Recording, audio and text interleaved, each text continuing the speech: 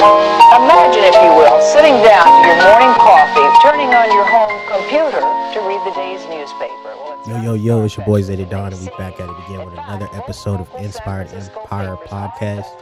Today we got somebody that's really special to me. It's my mentor. Grew up with him pretty much. I met him when I was 17 at Teleperformance, and the rest is history. Jeremy Hendrickson. I hate saying your last name. Jeremy Hendrickson. Damn, bro. Ghost. But we call him Ghost, though. He's white as a ghost, but he's black. So, tell us a little bit about yourself, man. Yeah, you're right. White as hell, but black. I grew up here from the age of 9 on, and really just grew up in really destitute neighborhoods and on the south side with quite a few people you probably know and that are, I would say, ghetto famous out here. Mm-hmm. Grew up around a lot of drugs, crime, and just no real way out. No real outlook of a way out.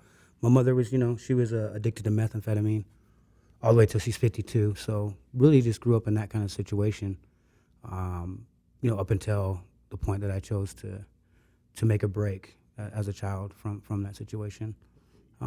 Most people know me from the streets, but others know me from the other thing I love, which is football, and coaching young men and women, and helping them to learn life skills through the game. Mm-hmm. So I mean that's basically what I wanted to bring you on, because you're basically a mentor to a lot of kids, like a lot of people that we've been around. Are they badass kids though? I mean, or are they good I kids? was a bad kid. You was a bad kid. I mean, I made it out just fine, kinda. I think I did. You're well known everywhere, so I kind of want to bring you on and talk about mentoring and what made you want to do that. You know what I'm saying? Obviously, you know what I'm saying, you have your past, but what made you want to give back to the community and, you know what I'm saying, work with kids? I mean, I think it starts with not having that, right, as a child and yearning for that. And then when you get to a certain age, and more than age, it's a mental mindset where you can see that, like, you're adult enough. You start looking at things and saying, well, man, I didn't have this, and there's plenty of kids out there that didn't have that. Maybe I should take some time to speak to those kids, and regardless where your money's at or social status, right? I think that's where a lot of people think that they can't get involved, is because they don't have money, they're not rich, they're not accomplished. You don't own your own business, but I think for me it was just getting involved to. Probably for some selfish reasons, because I needed something for me. Mm-hmm. And then once I did start getting involved with the kids and being around them and seeing what they needed was something that I had to offer, it was something inside me I couldn't stop. Mm-hmm. It really started from just my ex-wife's mom. She signed me up to coach one time for junior jazz. I was really nervous, I'm saying? I'm coming in tattooed up. I know I still got felonies on my record. I don't even know if I'm going to pass a damn background check. But she believed in me and said, man, you're always with the kids doing sports, all this. You should coach. These other dudes don't seem like they really care about the kids. They're just here to just coach for their kid.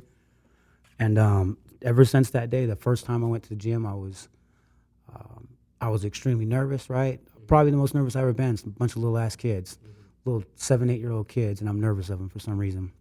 I mean, I've been standing in the room with killers and cells with killers for years, 15, 20 years, and I'm scared of these little kids. But the first time I looked up and they were looking at me with this adoration and just listening and just waiting for that next thing I had to say, I felt like I realized what I was supposed to be doing. You felt like that was your calling, huh? Absolutely, yeah. I felt like everything that I had been through up until that point had came to me getting to understand life and going through all those things, so that when I had that opportunity to be around kids that are going through that stuff or have the potential to go through it, that I could speak to them in a way that no other adult could, their mom, their dad. Just, that's Uncle Ghost, and he's going to keep it real at all times. He has extremely high expectations, mm-hmm. but very high expectations for everybody around. Mm-hmm. He's very verbal with his expectations, but he loves me, and at the end of the day, he cares about me being a better person. More than any game. That's dope. I respect that. So I know that we pretty much, I met you through football, so I'm guessing from your story you related through football and coaching and stuff like that because of family, right? Yeah, most definitely. And that's where me and you made that connection because of family. I wasn't very like family oriented when we met each other, right? So it was kind of like we instantly had a bond. So I feel like when you coach, you know what I'm saying, you get that bond, you know what I'm saying, because you didn't have that. I think so. I think for me the biggest thing is and that's the way I'm speaking to them, right? Is you have to look at it as a family, because you're gonna go through some trials and tribulations. This kid may come from the streets next to you, and you may be a stand-up LDS, bishop's son. But once you hit that field together, you got to count on each other. Black, white, Puerto Rican, whatever, poly. Everybody has to count on each other no matter what. And it'll allow you to break the barriers for everybody and all these kids. And for me, not having a family, it stemmed from some of the things of, just being a mixed breed child and understanding like what it's like to lose your family over small things like being judged, right? Which is Utah is huge on it. This community here they're so hard on their kids, right? Right. Because of their beliefs. So it put me in a situation where I never had that, and I recognized that like some of these kids don't have that, some of them do, but even their families that they have they're not whole. And so treating them and the parents more than anything like this is a family thing, and we don't talk about each other, we don't backstab each other. We're gonna ride together, and this is gonna be something that's gonna change your child's life if you allow it to. So I always try to create it in a make everybody understand we're all brothers and sisters at the end of the day. Everybody comes from Africa, so you can argue it all you want, but that's the facts. And so we all have to love each other at some point. I feel you. So as far as your trials and tribulations, I mean, because we all have a past, I have a past, you have a past. What exactly did you go through to get you to this point? That's a good question. I mean, what does everybody go through, right? I think we all have this little avenue. I think my life came from, I'm born in the 70s to a prostitute and a pimp. You know what I mean? I'm a crack baby, addicted to crack. I'm born in the middle of the crack epidemic where nobody cares about us. And my mom was thrown to the side by her family because she had a black child, not even a dark-skinned one. Mm-hmm. Yeah, my son looks light just skin, like you. yeah, so no, light-skinned, blue-eyed baby. You wouldn't even know half the time unless I told you or I speak, and then half the time people think it's just a white boy trying to fit in. But my mom went through so many things just for having me, and I grew up in situations where she didn't understand where she was the situation she put me in. Married a white biker who's clearly a racist, who nicknamed me my nickname. All bikers and all hoodlums, we all have gang names, right? His was Circus, and I was Nigger Baby. And until 11, I didn't even understand what that meant. Based off of that culture, we're not here. There's no strong, powerful black men for us to look up to here, especially in 86, 87. And it was a long, long road of a lot of problems with my mom on drugs and seeing her going through mental, physical abuse, which then led me to at 9 finally understanding a little bit of that I'm a black child, but the only thing that I'm seeing is niggas in the streets or playing basketball or football. That's the only thing we do. Nobody's putting it out there what else we can be. So I made a choice to be a part of the gang, and I got put on the hood, and the next probably 17 to 20 years of my life were spent representing a city that didn't want me there, and a street that I didn't own, and a color that means absolutely nothing. And I think it took me going to prison and the people around me putting me in situations that we're talking about habitual gang criminal, 25 to life, for something that I'm there, but I didn't do it. But at that time, you have to just take that L, and you're gonna sit down and rest your neck. And when you're used to that and you're in that culture, you're not gonna think about getting out of it, right? You think that's okay. Because that's what we live by. Right. That's what we die. That's We how live we and raised, die, like right. not to snitch. I got 17 years in here of the hood. I'm that guy. I'm number 2. If you're asking about the hood, like 33rd, you know what I'm saying? If you ask them who's Crippin', it's Ghost. And like niggas know. The battle wounds there. I've been shot 5 times. Anything you can think of that you think a person could go through in that lifestyle, I've been through it. And it was a long life of locked up, not having a place to live. Based on the relationship of my mom and stepdad at 13, I went to the streets, and I chose to be a child of the streets versus living there. I learned to hustle and to kill my own people by selling them drugs. And it took a nice prison sentence for me to meet an individual that's actually cared about me as a black man versus, a nigga, and told me my worth and showed me my worth. And from that year forward, I found myself in a situation where I had to educate myself and make a decision. You're 20, you're going to get out of here when you're 26, 27. Are you going to come back and be that dude that keeps coming back and forth like all these other lames? Or are you going to be a grown man? Are you going to be a strong, powerful black king? Or are you going to be a nigga? You got a choice. It's up to you. And as soon as I paroled, I already had the mindset that I was good off of that life and that I had gave it everything I could, damn near gave it my life. And from the day I was released, I never looked back. I separated myself from those people and was lucky enough to find somebody who brought me back to the game that really is so close to a gang, right? It brought me so close to it. Everybody relates to football because it's like a gang. It's like you're going up against another group of individuals that are like a family. And absolutely. So it's us versus them. And that's how I just felt. As soon as it's our cousin Sean, he said, I'm maybe like a year out. He said, man, I know you love football when you're young. You should come play. Gave me an extra pair of pads, a shitty helmet. I showed up, hit a couple people, got rocked quite a few times, but felt like, man, that feels good. Like I'm at war with somebody, and I got some people here that instead of really like impressing upon me to be a negative force, they're impressing upon me to like do something with myself. Take your little ass to the gym, bro. Like you just got ran over. Take your ass to the gym. Stop smoking so much. You gonna drink that alcohol the day before the game? That doesn't sound like a good plan. Why are you even drinking that anyways? They hold you accountable. They're holding me accountable. And I think it was something that, you're used to in the gang. And then when you have brothers that hold you accountable in a positive way, immediately I attached myself to that. And at the end of the day, it saved my life.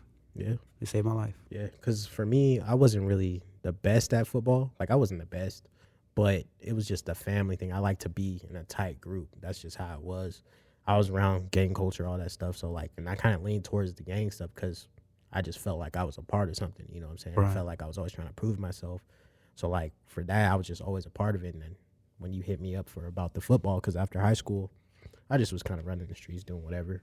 So when you hit me up about it, it was just like, as soon as we played with the Rev, it was just like, oh, it was like, I'm a part of something, you know what I'm saying? Part of a brotherhood, right? And I think the biggest thing is like, you find somebody that has any type of love for it. It doesn't matter if you're good at it or not. It just matters you love the game. Exactly. I don't give a shit. You ain't got to be the best. Do I have high expectations of you? And if we play together and you're going to get cussed out and you probably fucking hate me, yeah, whatever, bro. Because I love to win. I lost my whole life. I'm a winner now. That's what I'm supposed to do. And you're a winner. Yeah. So why would I expect anything less than you to win in every situation you're in? Yeah, I respect that. So, I mean, you went through that. You played football. You're coaching. I mean, with the kids, what is the hardest thing for you to do with kids? Because for me, it's the patience. I don't have patience. That's my thing. Like, I don't want to repeat myself, nothing like that. So how do you do it? I think the biggest thing for me and the hardest thing is knowing their learning styles and personalities, right? You get to meet these kids at the football field for a few hours, a day. But before you like really get into the game, and when you get these teams, you just show up to the field and they're like, yeah, man, you got the A team, you got the B team. That's going to be your kids over there. You just go over there. You don't really know them. So I think the hardest thing is, first off, understanding who they are and how you can communicate with them and knowing what their background is without doing the same thing that people judge to me when I pull up. music banging, dashiki on, looking black as fuck, and they have no clue what's going on. They're judging me, same as me. I can't pull up to this Corner Canyon where's where I'm at right now. I can't pull up there and automatically judge these little white kids and say he has nothing in common with me. He's been sheltered his whole life.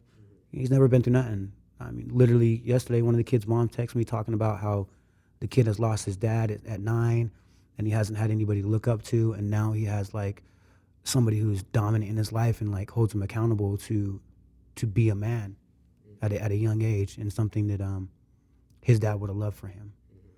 And I think that's what it's about, right? Is finding that little thing where you can communicate with the child that's not only about the game, it's on their level, whether it's take a knee, whether it's a hand on their shoulder, whether it's cuss them the fuck out, because they're poly kids and that's what their parents love, and they're used to it, and that's the only way they know how to communicate. Whether it's, put your helmet on and let them bang, let them hit you, run the rock and let them hit you a little bit to build their confidence and let them know that, you are just there for them. But I think it starts, for me, the hardest thing is making sure you're coaching everybody at the same level, and that you're coaching them in a way that is going to be beneficial to them. Right. Because some of my antics will hurt some kids, and I can't cuss at this kid over here because he's been through something. He comes from a family that of abuse. He's seen domestic violence in his house. I can't scream and yell at this kid. He's gonna look at me the same way as the dude that was beating his mom up. So I got to have a high level of communication with him, know how to get on his page. So I think that's the hardest thing of it. The patience, it all just comes because, they'll figure it out. Kids are so resilient and they're so smart. And if you're disciplined and you know what you're doing, they'll figure it out. Right. I feel like with you mentoring people, because everywhere we go, I mean, me, you, Zach, they all know us. We're just a tight knit group.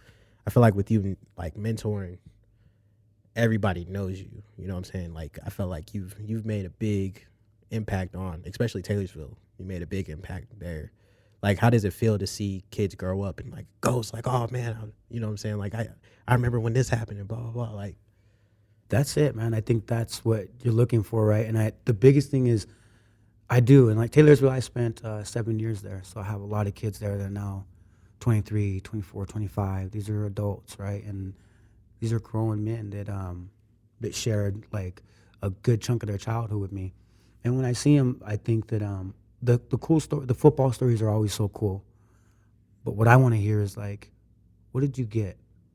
Like, how did I impact you? Yeah, man, I helped you win a couple championships. That was cool.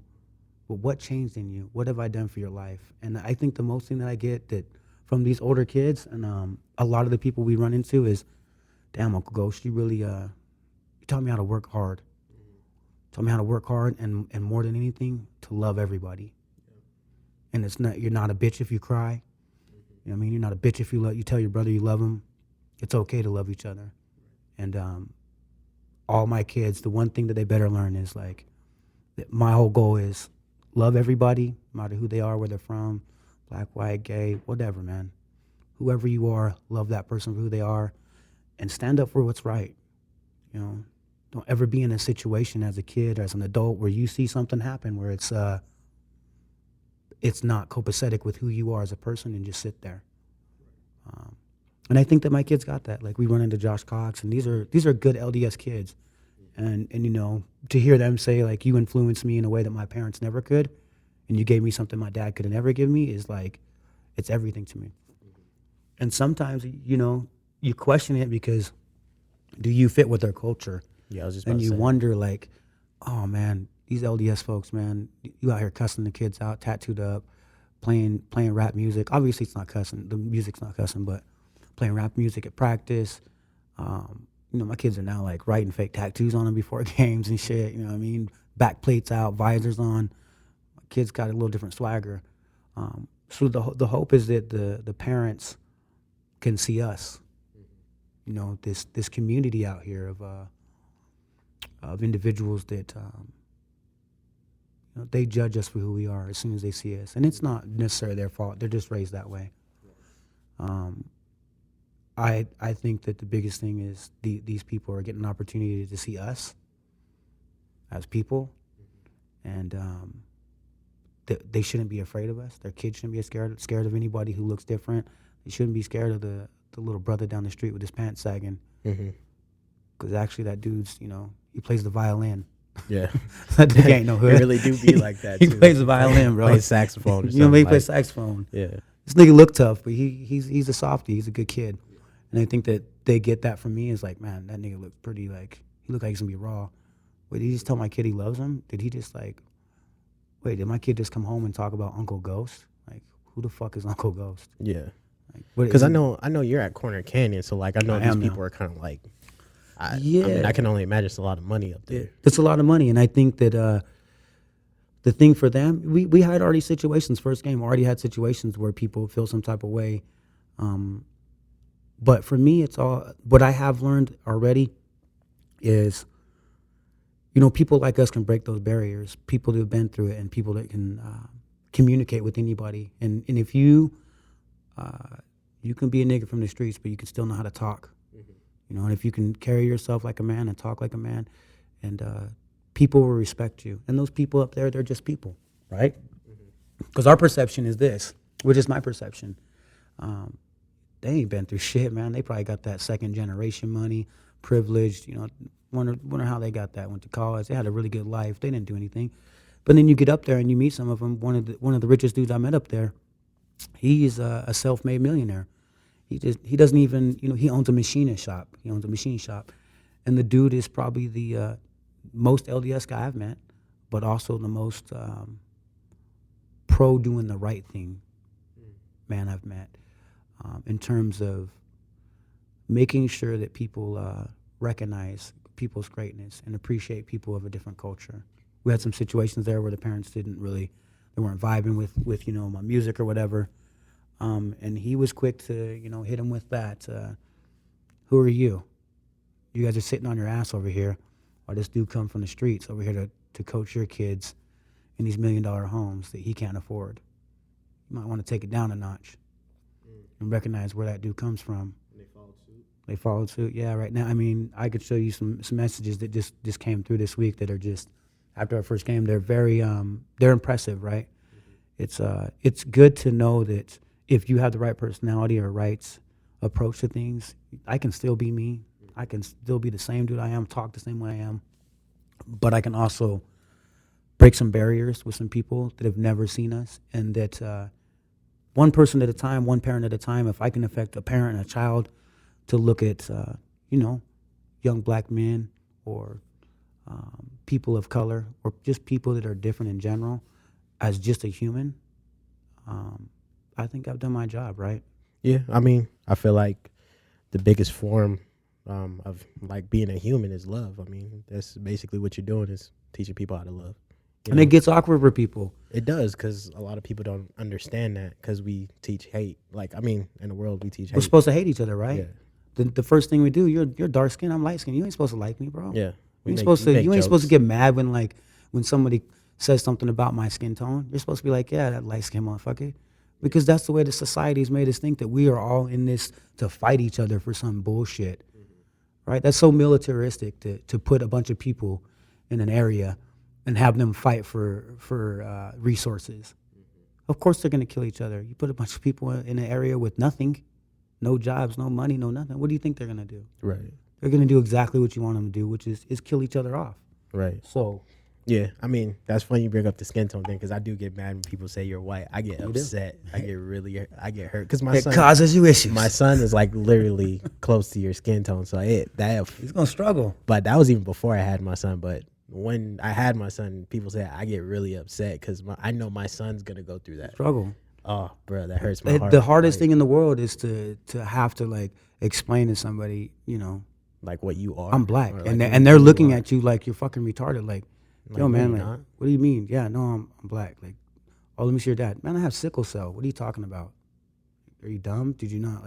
Take 2 seconds, take a step back, and recognize that we as people of color, we're all different shades. Right. Again, everybody comes from Africa, so you're going to get different shades. You can't get white from black. Right. There's people in Africa that are whiter than you, with blue eyes and blonde hair. Exactly. But just look black. They look black with white skin. It's a weird thing that you find yourself In so many situations where as black men, we hate each other. Oh, man, that nigga got a nice car. Fuck that nigga. He probably got it from his mom or some shit. Woo, woo. Man, that motherfucker ain't shit. Everybody's always trying to put us against each other. Social media, the world, society in general. When really at the end of the day, man, if you just tell somebody you love them, man, and you really show them love, you can change so many lives.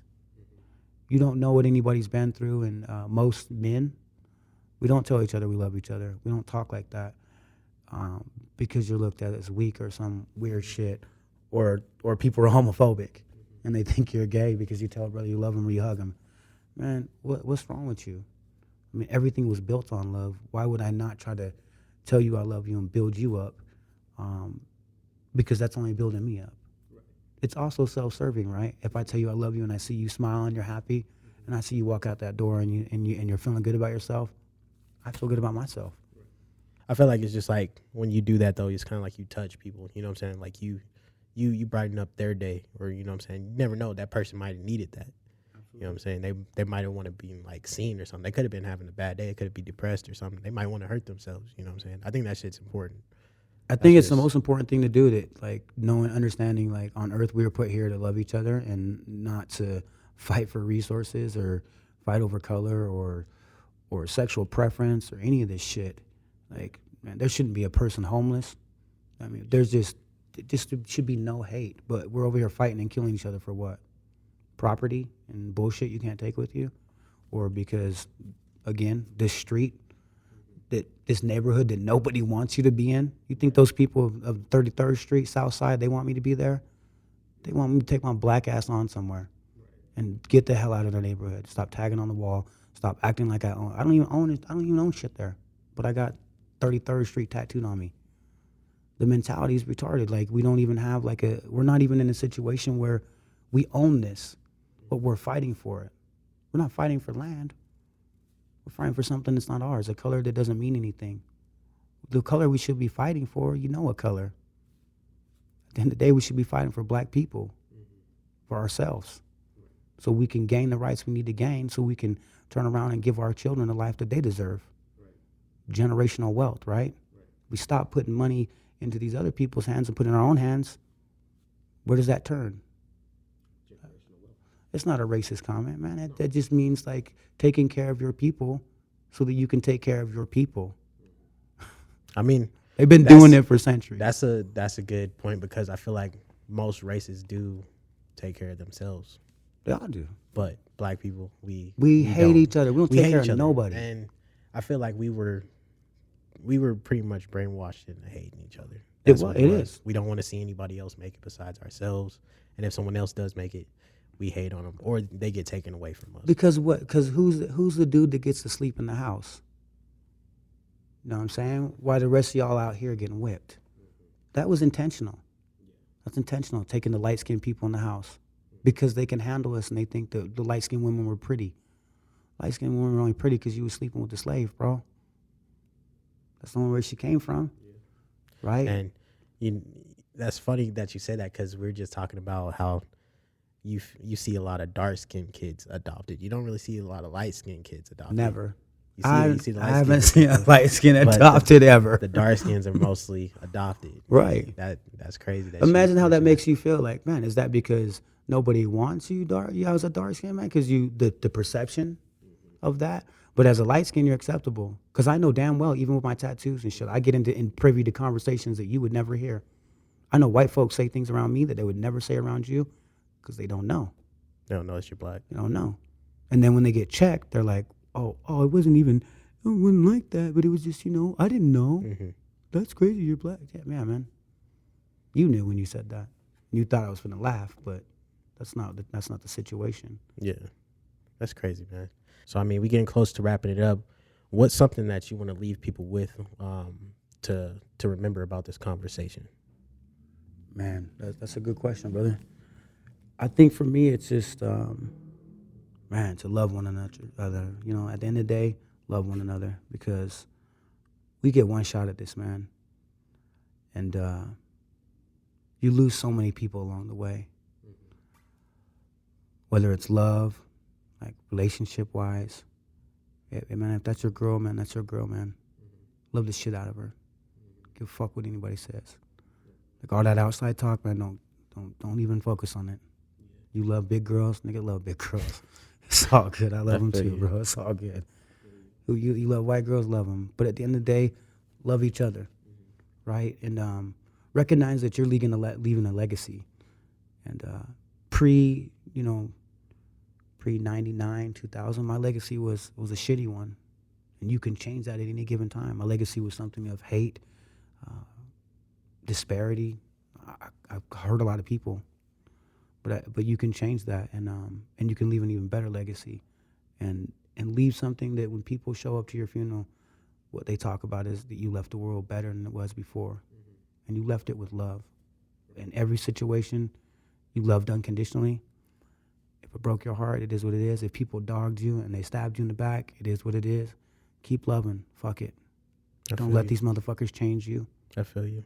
You know what's funny? My mom literally just talked to me about this like a couple hours before I came on here. She was talking to me about like, because I'm about to go home. So I'm like, oh man, why don't you go out with like some of your male figures? And I was like, they ain't talked to me until like I was like 26. Like I got a dad. Like why would I go out and hang out with them? And she was just like, I get that. She was like, I can understand that, but you're only getting so much older and people are going to start dying around you. She's like, it hasn't hit home for you. You know what I'm saying? But she was like, you got to give your roses while they're here because before it's too late. You know what I'm saying? So I feel like what you touched on was pretty important, you know what I'm saying, to love one another. And even if you felt like people do you dirty, you still love them. You know what I'm saying? Don't let it change you, basically. You know what I'm saying? Because I feel like that's what's wrong with the world. I feel like when people get done dirty, they want to like instantly just create revenge. Right. You hurt me, so I'll hurt you, or I'm gonna take that pain into this next situation and hurt them. Right. Exactly. And I'm not gonna whether it's relationship or friendships, right? Like my friends robbed my house when I first got arrested.